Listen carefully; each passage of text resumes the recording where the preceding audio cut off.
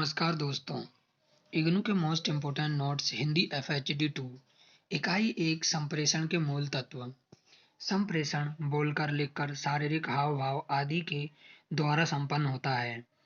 संचार माध्यमों द्वारा जन जन तक संप्रेषण किया जाता है। संप्रेषण का अर्थ।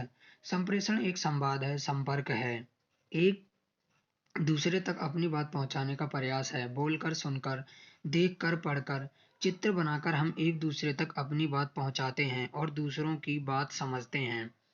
संप्रेषण के विविध रूप। मौखिक संप्रेषण। ज्यादातर संप्रेषण बोलकर किया जाता है। भाषा इसका मूल आधार माध्यम है।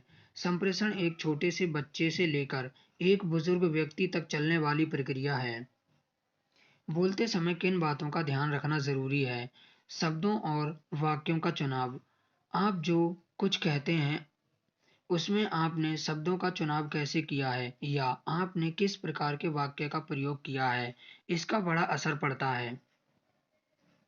डॉक्टर, क्या सारी दवाइयां समाप्त हो गईं? मरीज, अभी कैसे खत्म हो सकती हैं?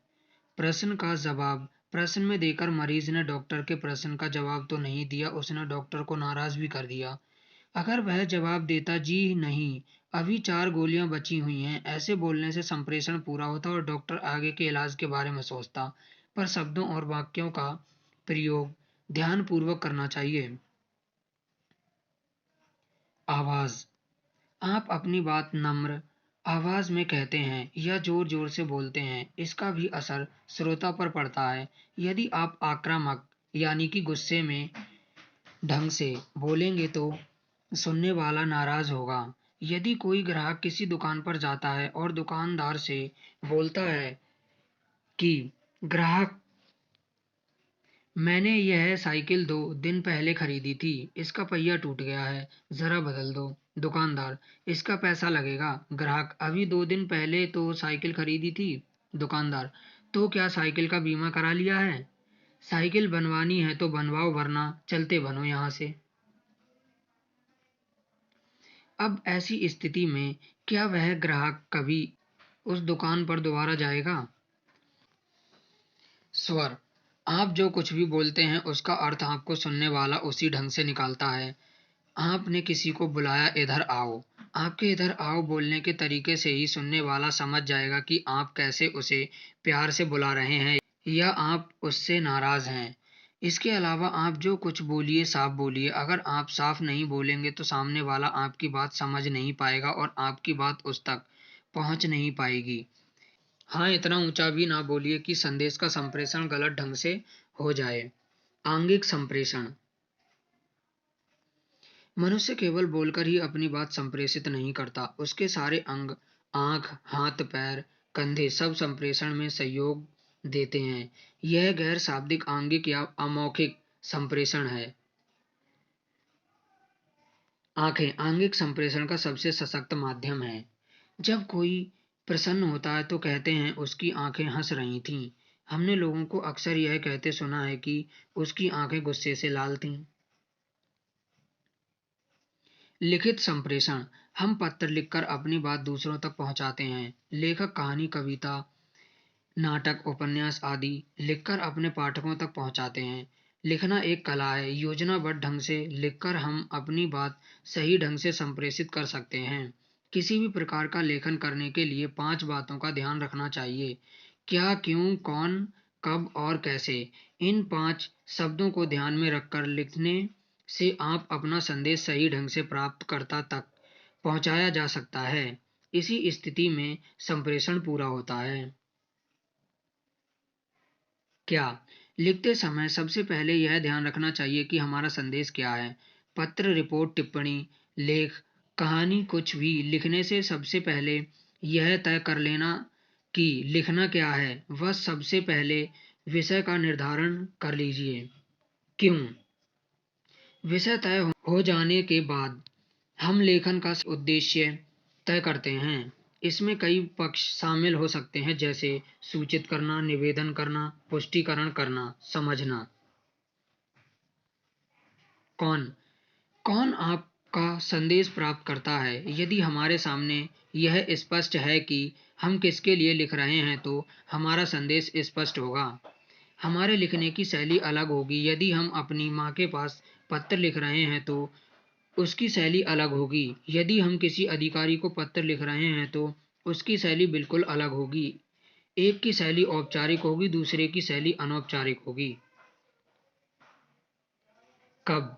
आप अपने लेखन में दिन और तारीख जरूर डालिए, खासकर पत्र लेखन में या कार्यालय का काम करते वक्त इस विधि का अवश्य उपयोग कीजिए। कैसे? हमारे लेखन का दारोमदार इस पर है कि हम कैसे लिखते हैं। यही हमारी भाषा की पकड़ और लेखन कौशल की परीक्षा होती है। हमारी भाषा पत्रानुकूल होनी चाहिए। तात्पर्य यह है कि हम क्या लिख रहे हैं और क्या लिख रहे हैं, इसके अनुसार हमारी भाषा निर्धारित होनी चाहिए। मसलन माँ को लिखे पत्र और अधिकारी को लिखे पत्र की भाषा में स्पष्ट रूप से अंतर होता है। संचार माध्यम। संचार माध्यम संप्रेषण का एक सशक्त माध्यम है। रेडियो, टेलीविजन, समाचार पत्र, होर्डिंग, बिल, पंफलेट, इंटरनेट आदि जनसंचार माध्यम अपनी माध्यमगत विशिष्टता के अनुसार संप्रेषण करते हैं। रेडियो आवाज के माध्यम से जन जन तक संचार का संप्रेषण करते हैं। Television, computer, film, video, internet जैसे दृश्य माध्यम भी संप्रेषण के सशक्त माध्यम हैं। इसके अलावा सड़क के किनारे लगे बड़ी बड़ी कंपनियों के होर्डिंग, समाचार पत्रों में छपे विज्ञापन, खतरे संबंधी सूचना, यातायात संकेत, टेलीफोन पर होने वाली बातचीत आदि। संप्रेषण का प्रयोजन: व्यक्तिगत जरूरत, व्यक्तिगत संबंध, सूचना, आपस में बातचीत, आग्रह, मनोरंजन। संप्रेषण की प्रक्रिया: प्रेषक से प्राप्तकर्ता तक संदेश पहुंचने की प्रक्रिया को ही संप्रेषण कहते हैं। इस प्रकार संप्रेषण के 3 हिस्से होते हैं: प्रेषक, संदेश, प्राप्तकर्ता। पत्र इसका सबसे अच्छा उदाहरण है। आप अपने भाई को पत्र लिखते हैं, आप प्रेषक हुए। आप पत्र में कुछ लिखते हैं, यह संदेश हुआ। यह पत्र आपके भाई तक पहुंचता है, भाई उस पत्र को पढ़ता है, आपका भाई प्राप्त करता है। इस प्रकार संप्रेषण पूरा होता है। संप्रेषण प्रक्रिया में 9 तत्व प्रमुख रूप से शामिल होते हैं। 1. स्रोत। 2. वक्र तत्व क्षमता। 3. संदेश। 4. माध्यम। 5. प्राप्तकर्ता। 6. संदेश प्राप्ति। 7. प्रतिक्रिया। 8. संदर्भ और 9. जीवन मूल्य और दृष्टिकोण। स्रोत। किसी भी संदेश का जन्म स्रोत से ही होता है। यह स्रोत कोई भी व्यक्ति हो सकता है। वह स्रोत अपने विचारों को अभिव्यक्त करना चाहता है। इसके लिए वह अपने अनुभव और भाषा ज्ञान का उपयोग करता है। वह स्रोत या व्यक्ति अपने विचारों को शब्दों में ढालता है। मौखिक संप्रेषण के संदर्भ में इस स्रोत को वक्ता कहते हैं। वक्र तत्व क्षमता।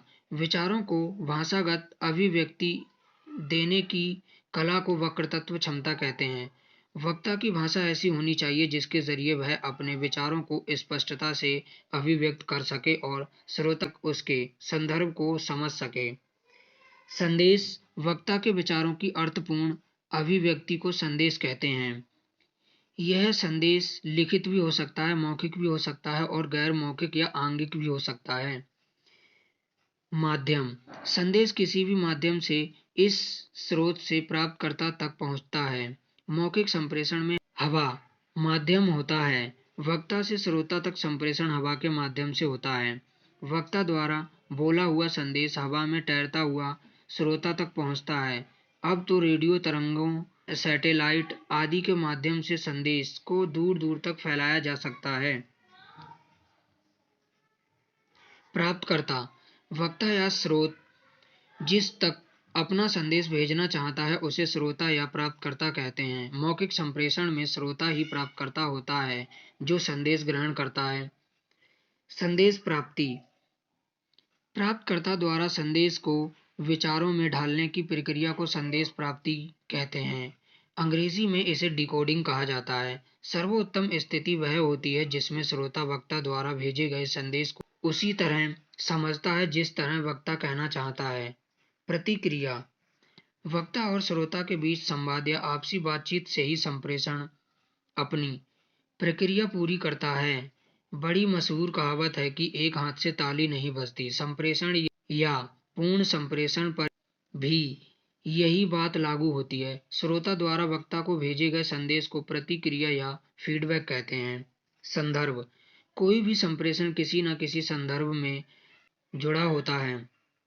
यह संदर्भ शारीरिक भी हो सकता है, मनोवैज्ञानिक भी और सांस्कृतिक भी।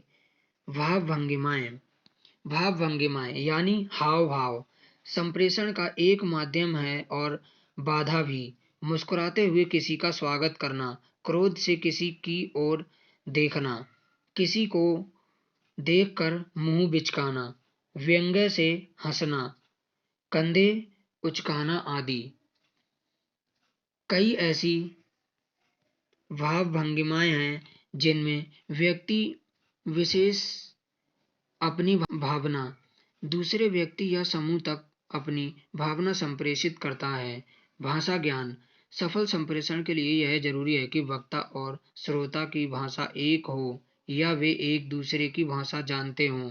यदि कोई हिंदी भाषी इंग्लैंड चला जाए और उसे अंग्रेजी न आती हो तो उसके लिए संप्रेषण एक दुविधाजनक कार्य हो जाएगा।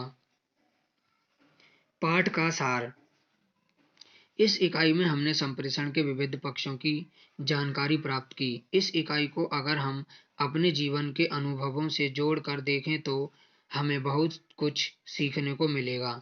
हमें अपनी संप्रेषण कला विकसित करने में मदद मिलेगी। संप्रेषण एक संवाद प्रक्रिया है जो एक व्यक्ति से दूसरे व्यक्ति के बीच चलती रहती है।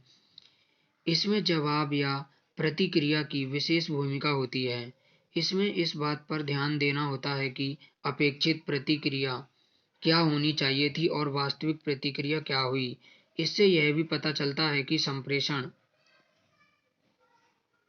निरंतर चलते रहने वाली प्रतिक्रिया है। आमतौर पर प्रेषक संदेश प्राप्तकर्ता के रूप में संप्रेषण पूरा होता है, लेकिन सफल संप्रेषण की प्रक्रिया इस प्रकार पूरी होती है: अपेक्षित प्रतिक्रिया, प्रेषक संदेश, प्राप्तकर्ता, वास्तविक प्रतिक्रिया। यदि अपेक्षित और वास्तविक प्रतिक्रिया में समानता है तो संप्रेषण सफल होगा, वरना नहीं। धन्यवाद।